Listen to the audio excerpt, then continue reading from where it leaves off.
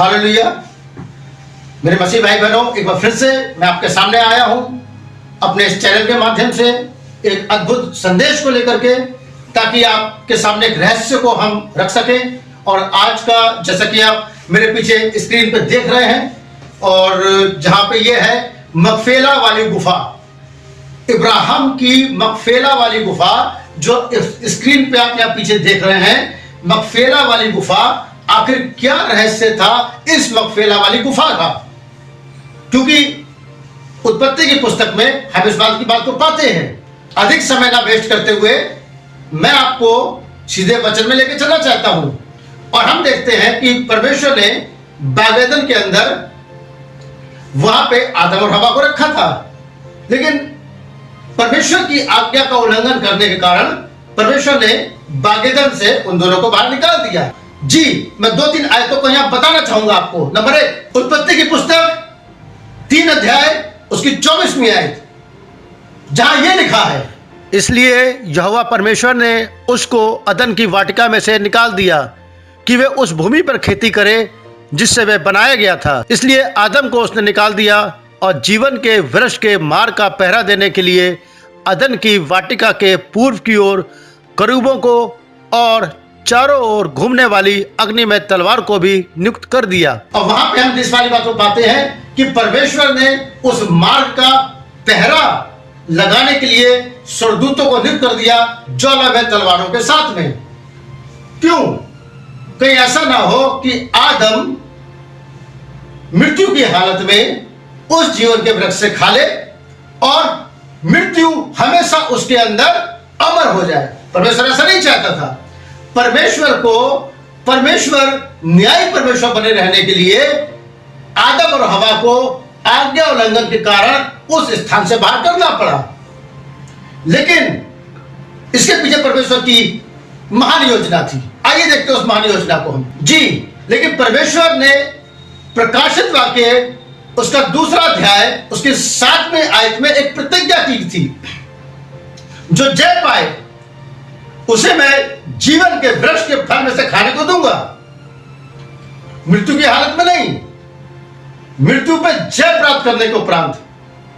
और वहां यह लिखा है इस वाली बात को कि जो वृक्ष स्वर्गलोक में है, यह वृक्ष बागेदन में था, लेकिन स्वर्गलोक में कैसे पहुंच गया, इसके पीछे एक अलग कहानी है जो हम देखेंगे। लेकिन आज हमारा जो विषय है वो है मकफेला वाली गुफा।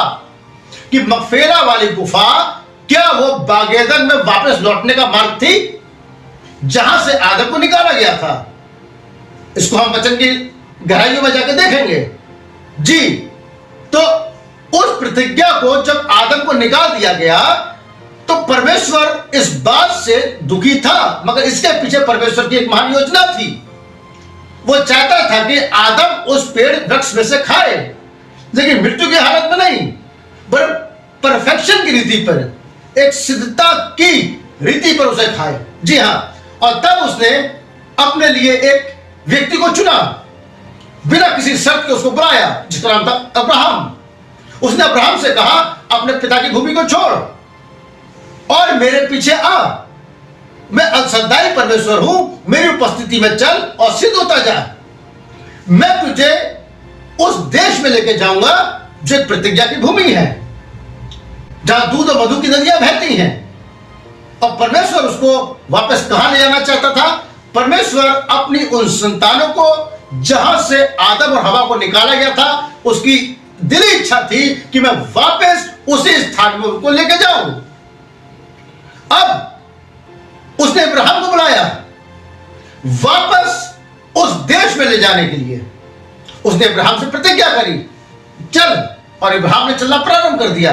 जी हां, आगे बढ़ते हैं, इसे देखते हैं। अब तक इब्राहिम ने पर उस आवाज को सुना था जो उससे बात करा करती थी, परमेश्वर से बोला करता था। लेकिन जब उसने उस आवाज पे चलना शुरू किया, धीरे धीरे परमेश्वर उसके सामने प्रकट होने लगा। और तब परमेश्वर ने उसको दर्शन दिए। मिल्किसिदेक की रीति पर अब्राहम ने उसको अपना विश्वास दिया, और वहां पे मिल्किसिदेक से उसने प्रभुभोज लिया।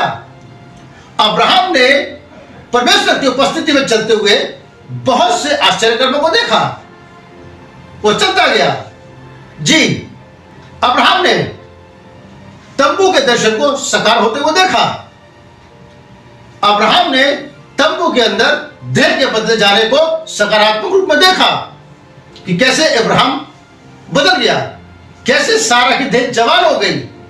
अब्राहम ने परमेश्वर की इच्छा के अनुसार प्रतिज्ञा के पुत्र को प्राप्त किया जिसका नाम इसहाक था। इन सब बातों को अब्राहम ने देखा, लेकिन ये सब बातें उस महान प्रतिज्ञा का एक भाग थी। वो महान प्रतिज्ञा आखिर क्या थी? मैं तुझे उस देश में लेके जाऊंगा जिसमें दूध और मधु की नदियां बहती हैं।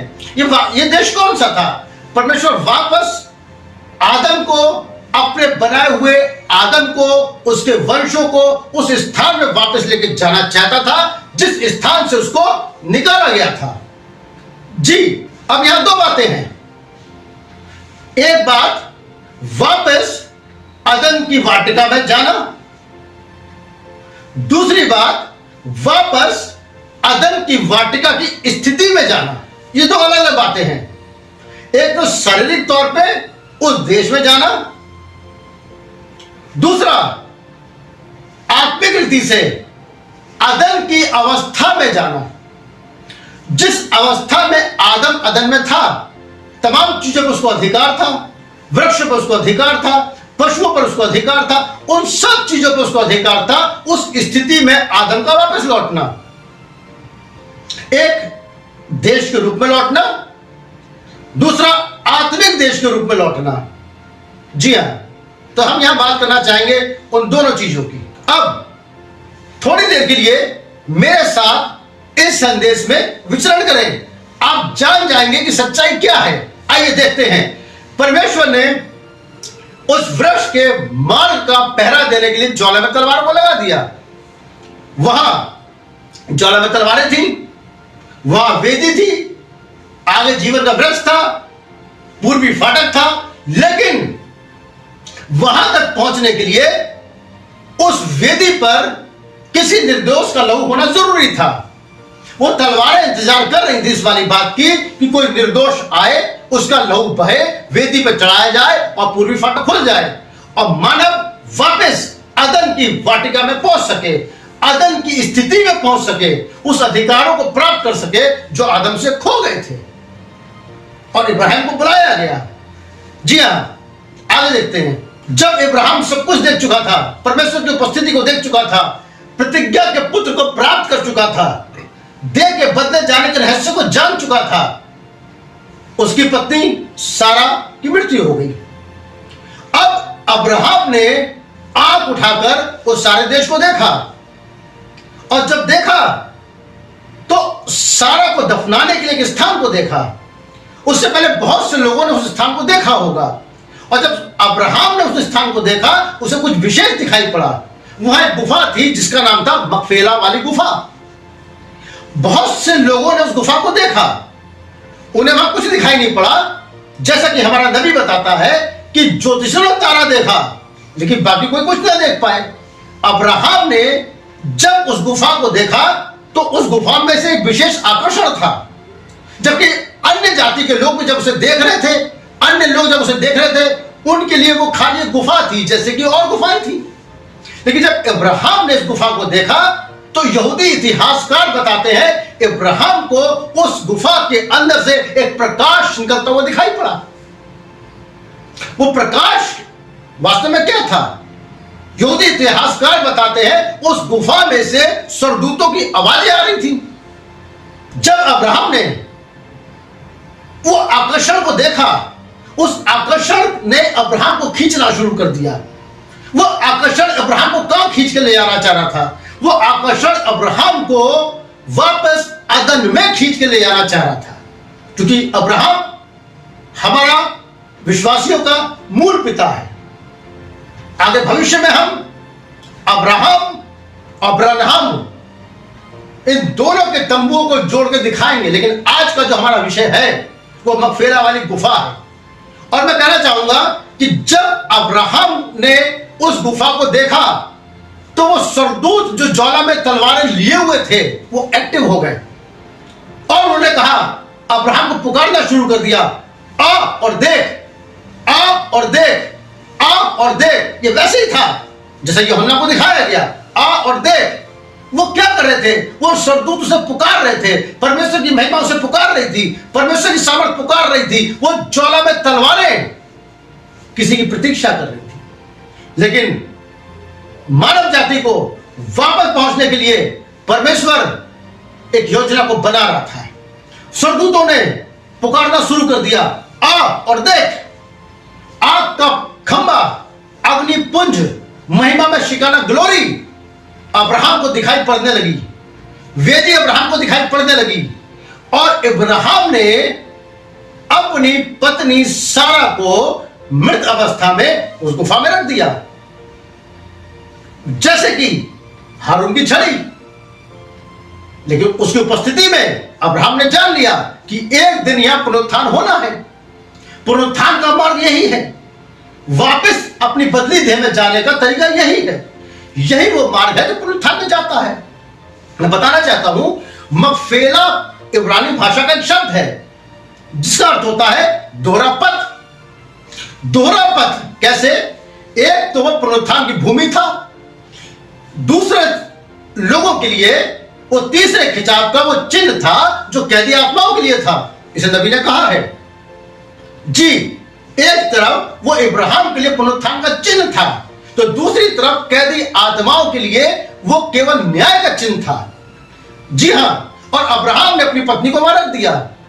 उसके बाद अब्राहम भी वहां दफनाया गया, इसहाक भी वहां दफनाया गया, जितने भी संत थे वो वहां दफनाए गए, क्योंकि उन्होंने इस प्रकाशन को जान लिया था कि वापस अदन की स्थिति में पहुंचने का मार्ग यही है। हालेलुया। वे सब वहां पे सो गए, उनके पूर्वज वहां पे सो गए। लेकिन एक दिन महान परमेश्वर देहधारी होके मरियम के गर्भ से पैदा हुआ, वो भी उसी स्थान में गया। और जब वो उस स्थान में गया, उसने वहां पे दोहरे पथ पे कदम रखना शुरू किया। वो दोहरा पथ क्या था? वो दोहरा पथ, एक तरफ तो इब्राहिम, सारा, ये सब लोग वहां कैद थे, और दूसरी तरफ कैदी आत्माएं कैद थी जिन्हें छुड़ाया नहीं जा सकता था। और तब जैसा कि हमारा नबी बताता है कि परमेश्वर ने वहां प्रचार किया, और दानियेल ने उसको देखा, अय्यूब ने उसको देखा, अब्राहम ने उसको देखा, और वो छुटकारे की राह पे थे। अब उनका क्या कसूर था जिनका छुटकारा नहीं होना था? हालांकि वो भी उस मैसेज को सुन रहे थे, लेकिन उनका कसूर यह था कि वे अपने समय के संदेश को उन्होंने इंकार किया था, उसे स्वीकार नहीं किया, उस पर प्रश्न चिन्ह लगाए, उस पर दोष लगाए। यही कारण था कि वो उस जगह होने के बावजूद भी छुड़ाए नहीं जा सकते थे। वे इब्राहिम के प्रचार को सुन सकते थे, जो इब्राहिम कह रहा था कि ये तो वही है जो मेल्किसेदेक था। वो दानियेल को कहता सुन सकते थे, तो चोटी का पत्थर है। वो सबकी गवाहियों को सुन सकते थे, लेकिन अब समय था कि वो वापस नहीं आ सकते थे। लेकिन जब पुनरुत्थान का दिन आया तो इब्राहिम और सब वापस आए, कब्रें खुल गईं। क्यों? वो वापस उस अदन की स्थिति में पहुंचे जिस स्थिति में परमेश्वर उन्हें पहुंचाना चाहता था। बदली हुई देह के साथ में वे दिखते थे, गायब हो जाते थे। ऐसा बाइबल बताती है। हम अगले भाग में इसके एक बड़े भाग को देखेंगे, एक अलग रहस्य को देखेंगे। तब तक आप इसका मनन करिए और देखिए कि वहां क्या हुआ था। प्रभु आप सबको आशीष दे। इस बात पे विचार करिए। मगफेला वाली गुफा, वास्तव में अब्राहम ने उस जगह को देख लिया और जान लिया कि आने वाले समय में एक दुल्हन होगी जो छोटी सी इमारत को पहचान जाएगी। यह चिन्ह के तौर पे था जो इब्राहिम को दिया गया कि किस तरह से तुम इस गुफा के द्वारा उस अदन की स्थिति में वापस जा सकते हो। जी हां, आप इस पर विचार करिए, इसे देखिए। आने वाले संदेश में हम और भी गहराई से इसको देखेंगे। Hallelujah, praise the Lord and God bless you.